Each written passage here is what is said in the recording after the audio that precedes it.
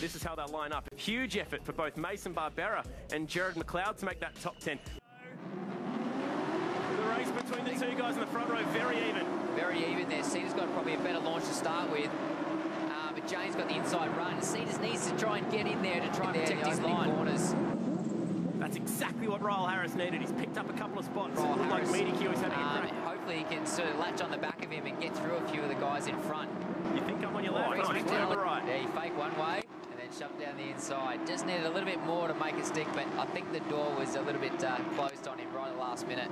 Well, this should be good. Two of the most aggressive guys in the pits are about to square off here. I'm talking about Ryle Harris in the Tequila Sunrise paint job car. And he's chasing down the Ryco Rocket, that is Gerard McLeod. Two guys that don't yield, would be the easiest way of saying it. I know Ryle very well. I've raced him for a lot of years in go-karts and other categories, and you don't want to get on the wrong side of Ryle. I remember his go-karts always being a little bit beaten up. Just his Utes actually looking pretty straight at the moment, so see if... But look how many big names are there, including McNally, Harris off the second row, McLeod doing a fantastic job earlier today. Australian V8 Ute Series set for a start in the reverse grid race. He's ticked the first box, he's got that thing moving, and it's actually a great start for the youngster. He might just lead it through turn one. Look at Ryle Harris, oh, contact with Mediki, and that's pushed the ISIG Ute out wide, and they're 3 wide for second position. Barbera slips up, he gets sideways. I think he's got a left rear puncture. No, he has, and there's more contact. Stay out of the wars, that guy, and I don't think I've ever seen an accident that was genuinely his fault. He's just always in the wrong place at the right time. Adam Margram's view from the start was spectacular as Mediki got up on 2 wheels and the approach towards turn 1. And just look at that, staying out of dramas was Gerard McLeod, just casually picking up spots. Busy work for Margram. There, he will take he's got it all going on. There's Mediki now going defensive with McLeod potentially up the inside and making that move for third stick. Wow, they're fighting all through the pack. They're all leaning on each other at the exit of 7, bouncing over the curbs. This is great stuff. They just launched into each other. In the background, McLeod has third. Margram's closed the gap. Gerard McLeod picked up position 3, so that's a really good result for him as well. Well, there it is, your confirmation of those results. McNally and Harris will be off the front row. The beauty of all this is, despite all the debriefing that's going on, they'll be able to race later on. How that grid looks, it's going to be McNally off the back of yesterday's race win alongside Ryle Harris, but they have some pretty bad tyres here, and the hot tip is Harris is going to absolutely throw a speculative dive bomb down there at the bottom of the bowl. Yeah, I wouldn't put it past him there, but as you mentioned, we've got Gerard McLeod with George Mediki right up there as well. The Stratco Ute to the left, the local boy McNally outside him, a 2-time champ. And despite the fact that he thought the Commodore would have the advantage, it's Ryle Harris with a better start. And he takes the lead before we even get to the first corner. How about Cam Wilson? He's on the grass, flicking up some dirt. He falls in behind the Renko Ute of the defending champ, Chris Walton. Fairly clean at the moment. Harris has done the job early. That was McNally's worst nightmare, losing the start pace that he'd like at the moment to actually be on the attack. He's more on the defend, unfortunately.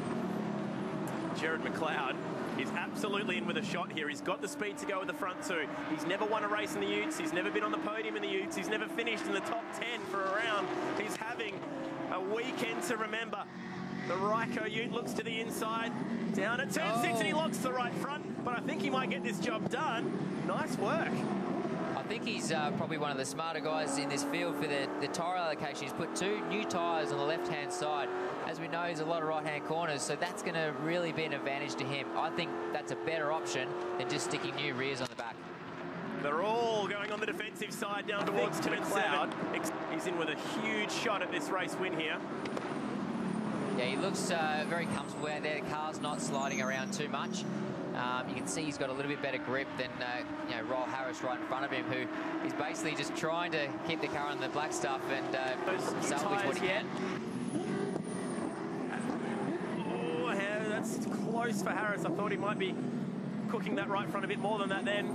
As they sit on the racetrack, Tony, he's actually had they'll stand on the podium as well, but there's still a long way to go. They climb the hill once more. And the man with the best tyres out of this little battle is McLeod, but the man with the best car speed, I feel, you're riding on board with him right now. Back to second gear for that last corner. He's trying to do, basically get back underneath him here to run into turn 1. So he's sort of dived underneath, and he looks like he's going to get the job done really well there. This is not what McLeod was hoping for. He's got the best tyres out of this front pack, and he's actually losing spots now, or at least one anyway. Nice move out of Marjoram. He also is hunting his first ever race win and first ever podium. Could he be the surprise man here? He got together with Grant Johnson yesterday, which is a bit awkward as he is his boss on the V8 ride days that they do here in WA. Pushing off a lot of speed, Marjoram. He's getting hungry. He wants that first ever race win. Oh, and he locks the rears, and maybe, not maybe, he definitely gives the back of that bumper a bit of a shove. This is good stuff. Marjoram knows he's got the speed to go on with it here. Second in the points coming in this race in terms of the championship. He might not be hanging on to it at the moment. This race hasn't gone to plan for a few guys, and unfortunately Reese is one of those guys. But George Mediki putting a heap of pressure on Gerard now. I don't think those tyres are giving him what he needs. Marjoram has to back it off, but he might even open up the door for McLeod. He catapults off the curb and hangs on to second. You can see there, Ryle knew that he had to slow it down mid-corner to try and protect his exit. He's a smart racer, Ryle. Marjoram now in his third season with the Utes, graduated out of the GT3 Cup Challenge. A little bit different, having a re-registered Porsche to moving to one of these things. Had some success in kart racing. Grew up here in Perth, went to Hale High School. A student doing a double degree at the University of WA. And with all the Auto 1 employees first generation on the Utes. The laps, though, are escaping him. So we've got 2 laps to go. This is when it really counts. These guys got to try and make the move, and I'm sure they're trying to make the move the whole time, but the guys on the radio will be saying, hey, you got 2 laps to go. You're on the points for the win. Let's go for it. Oh, in the background, there's plenty going on. Grant Johnson, who's still charging forward here. Now, Cedars has caught up to the back of Mediki quite nicely. And at the moment, is doing enough to finish third for the round. Although there's still plenty of time for that to change. With about 5 Ks of racing to go. And maybe even some hot shots. You might just move over here. Oh, he doesn't see Harris, and it puts Harris on the outside. Marjoram, I thought, might have had a little opportunity. But Harris hangs on to the lead in an absolute heart-stopper. Oh, Spooner's just hugging the inside of turn 6 to try and stay out of the way. Has Harris got anything left in those rear tyres to hold on to the win? Marjoram with a late move to the inside. He'll go back to the outside. He doesn't know what he's doing. He's used all his racecraft, and still Harris hangs on. Maybe a bump and run. No, Harris is too smart for that one as well.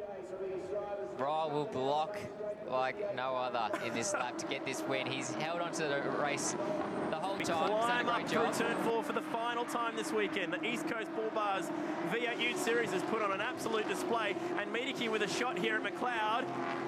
McLeod actually did him a favour behind the safety car yesterday and bumped off. Got him. Some loose bodywork, and all is forgotten now as the IC Ute takes third spot back.